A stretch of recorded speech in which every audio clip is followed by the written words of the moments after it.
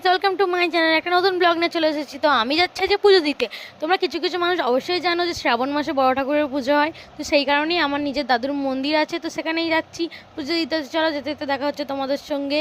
তো আর সেই দিনকে প্রচুর বৃষ্টি হচ্ছিলো। দেখো আমি একটা টোটোয় বোঝাচ্ছি, আমার ফুল লুকটা তোমাদের কেমন লাগছে অবশ্যই তোমরা কমেন্ট করে জানাবে। তো এই দেখো এখানে একটা ফল কাটছিল একটা দিদি আছে, তো তার সঙ্গে আমিও কিছু একটা হেল্প করছিলাম। আর ওখানে আমি খেজুর টেজুর কাটছিলাম আর কি। তো এই যে দেখো এখানে ফলগুলো সব রাখা ছিল, আর আমি এই যে বসে বসে, কেউ ক্যামেরা করে দেওয়ার ছিল না, তো নিজে নিজে ক্যামেরাটা করছিলাম। এই যে খেজুর কাটছিলাম, তো সব ফল কাটা হয়ে গেছে আমাদের। তারপরে এবার পুজো বসবে। তো